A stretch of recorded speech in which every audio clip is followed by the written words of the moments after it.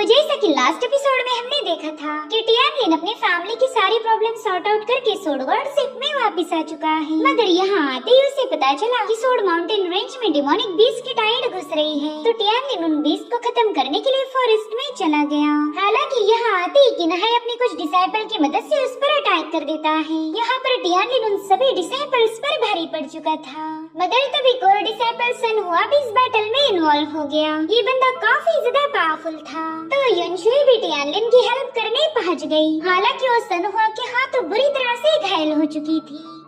अब आगे तो इस एपिसोड की शुरुआत उसी सीन से होती जहाँ पर टियानलिन युनशुई को प्रोटेक्ट करने के लिए उसके सामने खड़ा था, जो देखकर तो किन्हाई को उस पर काफी ज्यादा गुस्सा आने लगा। वो एल्डर साउजिंग से कहने लगा कि अब टियानलिन पूरी तरह से एग्जॉस्ट हो चुका है, तो मैं चाहता हूँ कि आप इसी मौके का फायदा उठाकर उस पर अटैक कर दो। जो सुनते साथ ही एल्डर साउजिंग सीधे टियानलिन की तरफ रवाना हो गया। वहीं पर युनशुई उसका मुकाबला करने आगे बढ़ी रही थी कि तभी टियानलिन उसे रोक लेता है। वो साउजिंग से कहता है कि एल्डर, क्या आप श्योर हो कि आप किसी के हाथ का खिलौना बनना चाहते हो? ये बात क्लियर है कि किन्हाई मुझे मारने के लिए आपका यूज कर रहा, और अगर ऐसे में आपने मुझे कोई भी नुकसान पहुंचाया तो फिर ये बहुत बड़ा क्राइम होगा, क्योंकि मैं एक सोड सक्सेसर हूँ। सोड गॉड सेक्ट का कोई भी बंदा अपने सक्सेसर पर हाथ नहीं उठा सकता। अब ये सारी बातें सुनकर साउजिंग थोड़ा सा कंफ्यूज हो गया। उसे पता चल चुका था कि टियानलिन पर हमला करना उसकी बहुत बड़ी गलती होगी, इसलिए उसने तुरंत ही अपने अटैक को रोक लिया। मगर किन्हाई अभी भी बाज नहीं आया था। वो कहता है कि इस गुस्ताख टियानलिन ने मेरे बेटे का कत्ल किया, और मेरा बेटा हमारी सेक्ट का एक कोर डिसाइपल था, इसीलिए टियानलिन को मारना कोई ऑफेंस नहीं होगा। इनफैक्ट ये तो बस हमारे राइचस पाथ के फ्यूचर के लिए है, आपको उस टियानलिन को मारना ही होगा। वहीं पर टियानलिन किन्हाई से कह रहा था, क्या तुम्हें वाकई लगता है कि तुम सच्चाई की बातें कर रहे हो? यहाँ पर साउजिंग को भी पता चल गया था कि किन्हाई बस उसका यूज कर रहा। अब ये सारा तमाशा देखकर सनहुआ को काफी ज्यादा गुस्सा आने लगा। वो कहता है, साउजिंग, शायद तेरे में इतना दम ही नहीं कि तू उस टियानलिन को खत्म कर दे। चल, अगर तुझसे ये नहीं हो पा रहा तो मैं करूँगा। साथ ही साथ वो टियानलिन से सवाल पूछता है कि क्या तुम वाकई सोड सक्सेसर बनने के लायक भी हो? खैर, अब तो कोई सोड सेंट ही क्यों ना रहे, लेकिन आज तुझे मरना होगा। जिसके बाद वो हवा में फ्लोट करते हुए टियानलिन पर अटैक कर देता है। इधर टियानलिन को उस पर काफी ज्यादा तरस आ रहा था। वो कह रहा था, बच्चे, मुझे तेरे लिए बुरा लग रहा क्योंकि तू भी मुझे मार नहीं सकता। अब यहाँ पर टियानलिन ने अपने आसपास एक पावरफुल शील्ड बना ली थी। साथ ही साथ सनहुआ के अटैक को किसी और ने ही डिस्ट्रॉय कर दिया। इस पावरफुल ब्लो की वजह से सनहुआ घायल होकर पीछे पुश हो गया। वो देखते है कि वहाँ पर किसी और बंदे की एंट्री हो चुकी है, जो कि कोई और नहीं बल्कि टियानलिन का सीनियर ब्रदर मुफेंग था। इधर किन्हाई भी मुफेंग को वहाँ देखकर काफी ज्यादा गुस्सा हो गया। उसे समझ नहीं आ रहा था कि ये बंदा बीच में दखल क्यों दे रहा है।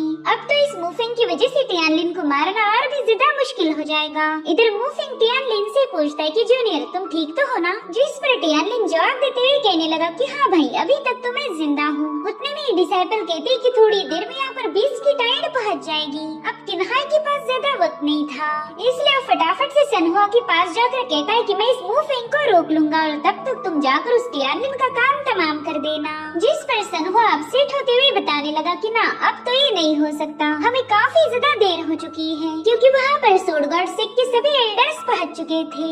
इधर सनहुआ टियानलिन से कह रहा था कि मैं तुम्हें मार नहीं पाया, मैं अपने मिशन में फेल हो चुका हूँ। वो फैमिली ने मुझे पाल पोस कर बड़ा किया और मैं उनका एक भी काम कर नहीं पाया। अब अगर इसके बावजूद भी मैं जिंदा रहता हूँ तो ये काफी ज्यादा शर्मनाक होगा। इतना कहते साथ ही सनहुआ ने अपनी ही गर्दन को काट दिया। किन्हाई भी देखकर थोड़ा सा शॉक हो गया था कि इस बंदे ने खुद को ही खत्म कर दिया है। इधर टियानलिन को भी पता चल गया कि ये सब मू फैमिली का ही किया धराया है। वहीं पर मुफिंग कह रहा था कि शायद मेरी फैमिली पर मैं जरा भी ध्यान नहीं देता, कल्टीवेशन में बिजी होने की वजह से मेरी अब उन पर कोई अथॉरिटी नहीं है, मगर मैं अपने जूनियर से प्रॉमिस करता हूँ कि अब कोई दूसरा सनहुआ पैदा नहीं होगा। मैं यकीनन अपनी मू फैमिली से बात करूंगा ताकि वो लोग तुम्हारा पीछा छोड़ दे। तो टियानलिन भी अपने सीनियर मुफेंग की बात मान लेता है। दरअसल मुफेंग ने समय रहते वहाँ आकर सनहुआ के अटैक को रोक लिया था, और इसी वजह से टियानलिन को उस पर ट्रस्ट है। वहीं पर एल्डर्स को भी पता चल चुका था कि यहाँ पर काफी सारा तांडव हुआ है, इसलिए उन्होंने तुरंत ही एक मीटिंग बुलाई। साथ ही साथ टियानलिन की सीनियर शिटोंग भी वहाँ पर पहुँच चुकी। वहाँ मुझे डिसाइपल उसे बता रही थी कि आप इस मीटिंग में नहीं जा सकती, लेकिन शिटोंग इतनी जिद्दी है कि उसने उन डिसाइपल की एक न सुनी। इनफैक्ट वो अपनी पावरफुल ऑरा से उन दोनों को उड़ा देती है। अब वो हॉल में आते ही अपना बहुत बड़ा हैमर रेज करती हुई किन्हाई और साउजिंग को गालियाँ देने लगी। उनसे कह रही थी कि तुम दोनों तो एक बेशरम हो। मेरा जूनियर टियानलिन अपनी जान दांव पर लगाते हुए फियर्स बीस्ट का मुकाबला कर रहा था और तुम लोगों ने उसे ही मारने की साजिश बनाई, जिसके बाद वो भागते हुए जाकर अपने हैमर से सीधा उन लोगों पर अटैक कर देती है, मगर मूफेंग ने बीच में आकर उसके अटैक को रोक लिया था। यहाँ पर उन दोनों में एक जोरदार क्लैश होकर शीटांग पीछे पुश हो गई। वो मूफेंग से कह रही थी कि जल्दी से साइड में हट जाओ, अगर आज मैंने इन दोनों को खत्म नहीं किया तो मेरा नाम बदल देना। इन्होंने टियानलिन को काफी ज्यादा टॉर्चर किया है और उतने में एल्डर शीटांग को समझाने लगे कि तुम थोड़े से शांत हो जाओ, इस मैटर को हम सभी लोग मिलकर हैंडल करेंगे। अगर तुम्हें अपने एल्डर्स पर जरा भी भरोसा है तो शांत हो जाओ। तो शीटांग भी उनकी बात मान जाती है और अब एल्डर डान किन्हाई से कहने लगे कि अभी अभी हमने साओ सेंग से बात की, उसने बोला कि तुम्ही ने उसे टियानलिन को खत्म करने का ऑर्डर दिया था। टियानलिन को मारने के पीछे तुम ही मास्टरमाइंड हो। क्या तुम अपने बचाव में कुछ कहना चाहते हो या फिर हम साओ सेंग की बातों को सच मान ले? अब यहाँ पर किन्हाई को काफी ज्यादा पसीने छूट रहे थे। उसे पता था कि अगर वो गिल्टी पाया गया तो उसे सीधे मौत की सजा मिलेगी और उतने में इस मैटर में किन फैमिली का एल्डर किनजेन इंटरफेयर करने लगा। वो कह रहा था कि यहाँ पर जो कुछ भी हुआ है मैं उसके बारे में अच्छे से जानता हूँ। जो सुनकर ये सभी लोग काफी ज्यादा हैरान हो गए। यहाँ पर किनजेन की दखल देने का कोई मतलब नहीं था, मगर फिर भी वो इस मसले में इन्वॉल्व हो गया। वो सबको बता रहा था कि एल्डर साओ सेंग तो एक नंबर का लालची है, इसे बस मशहूर होना है और ढेर सारा पैसा कमाना है। तो मुझे पूरा यकीन है कि ये मू फैमिली के साथ मिला हुआ था। इसने और सनहुआ ने मिलकर टियानलिन को मारने की प्लानिंग बनाई।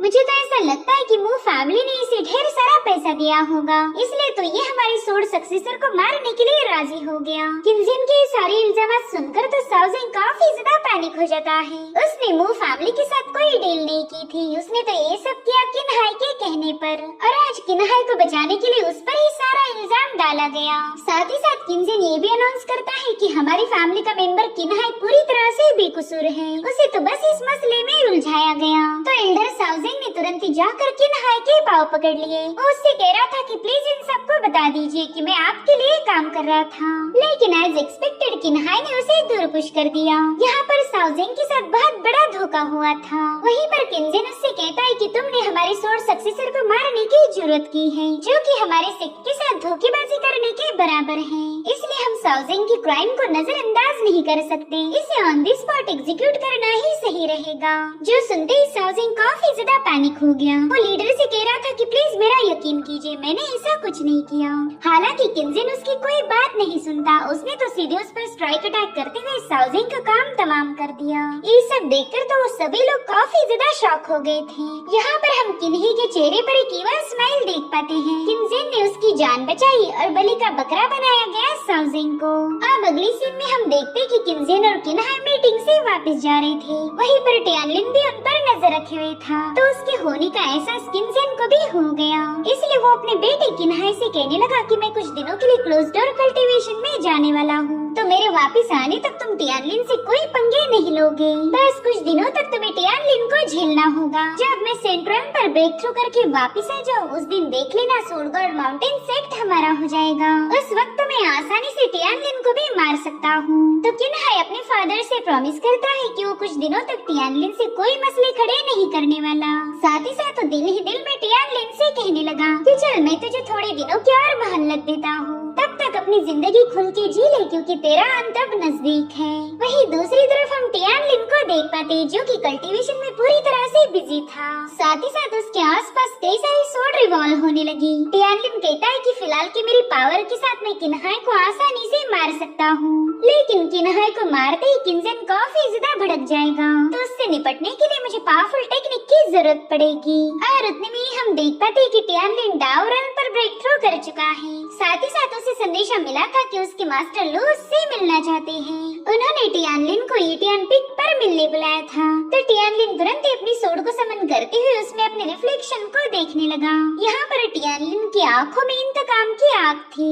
किन्हाई काफी टाइम से उसके पीछे पड़ा था। उसने टियानलिन को मारने के लिए न जाने कितनी सारी साजिशें रची, तो जब तक टियानलिन उसे मार नहीं देता उसे सुकून नहीं मिलने वाला। और अब सीन शिफ्ट होकर हमें किन मैंशन दिखाया गया, जहाँ पर दो डिसाइपल मैंशन पर पहरे ठहरा देने का काम कर रहे थे, मगर अचानक से उनके गले कट गए। दरअसल ये हमला किया था युनशुई ने, जिसके बाद वो बड़े ही क्विकली मेंशन में एंटर कर देती है। अब थोड़ी देर में शिटोंग भी वहाँ पर पहुँच चुकी। उसने देखा कि मेंशन के पहरेदार तो ऑलरेडी मर चुके हैं, इसीलिए वो सोच में पड़ गई कि आखिर किन्हाई के मेंशन में मेरे अलावा और कौन घुसना चाहता। मैं तो यहाँ पर किन्हाई का काम तमाम करने आई थी, लेकिन कोई और भी है जो कि उसे मारना चाहता। कहीं ये जूनियर ब्रदर टियानलिन तो नहीं है? अरे बाप रे, उसकी इंजरीज अभी तक हील नहीं हुई। अगर वो किन्हाई से फाइट करेगा तो और ज्यादा घायल हो जाएगा। जिसके बाद शिटोंग तुरंत ही मेंशन की तरफ रवाना हो गई और अब उसी टावर पर हम मू फेंग को देख पाते हैं। वो कहता है कि मेरे जूनियर टियानलिन की तो काफी अच्छी खासी रेपुटेशन है। उसके दुश्मन किन्हाई को मारने के लिए एक नहीं बल्कि दो बंदियां यहाँ पहुँच गयी। इधर किन्हाई अपने मैनर में कल्टीवेट करने में बिजी था कि तभी उस पर युनशुई ने हमला कर दिया। हालांकि किन्हाई की बॉडी से बहुत ही स्ट्रॉन्ग एनर्जी रिलीज होकर युनशुई को काफी पीछे ढकेल देती है। किन्हाई उससे कह रहा था, अरे तुमने तो मुझे निराश कर दिया। मुझे लगा था कि यहाँ पर टियानलिन आएगा, लेकिन उसके बजाय तुम आ गई। साथ ही साथ वो यहाँ पर अपने जायंट स्नेक बीस्ट को भी समन कर लेता है, जो कि अपनी पावरफुल एनर्जी रिलीज करते हुए युनशुई को डराने लगा, जो देखकर युनशुई को भी गुस्सा आता है। वो अपने पावर्स को एक्टिवेट करते हुए उस पर अटैक करने की फिराक में थी, लेकिन उतने में शिटोंग वहाँ पर पहुँच जाती है। वो अपने हैमर से वहाँ पर एक जोरदार ब्लास्ट कर चुकी थी, जिसके चलते किन्हाई के स्नेक का अटैक डिस्ट्रॉय हो गया। यहाँ पर वो युनशुई को देखकर काफी ज्यादा सरप्राइज हो गई। उससे पूछती कि युनशुई तुम यहाँ पर क्या कर रही हो? मुझे तो लगा था कि यहाँ पर मेरा जूनियर टियानलिन होगा। वहीं पर किन्हाई कह रहा था, ये लो अब दूसरी भी पहुँच चुकी है। मुझे तो ये समझ नहीं आ रहा कि तुम उस टियानलिन को बचाने के लिए इतनी मेहनत क्यों कर रही हो। खैर अब तुम दोनों यहाँ पर आ ही गए हो तो जिंदा वापस नहीं जा पाओगी। जिसके बाद वहाँ की सारी जमीन अचानक से काफी ज्यादा शेक होने लगी। साथ ही साथ वहाँ पर एक हिडन फॉर्मेशन भी एक्टिवेट हो गया था, जिसमें ये दोनों लड़कियाँ पूरी तरह से ट्रैप हो गयी। तब तक किन्हाई अपने दोनों स्नेक बीस्ट को उन पर अटैक करने के लिए भेज चुका था, तो ये दोनों भी अपने अपने वेपन्स का यूज करते हुए तुरंत ही उन स्नेक बीस्ट के अटैक को काउंटर करने लगी। वहीं पर किन्हाई उनसे कह रहा था कि तुम्हारे सारे एफर्ट जाया हो जाएंगे। तुम दोनों इतनी कमजोर हो कि मेरे सामने ज्यादा देर तक टिक नहीं सकती।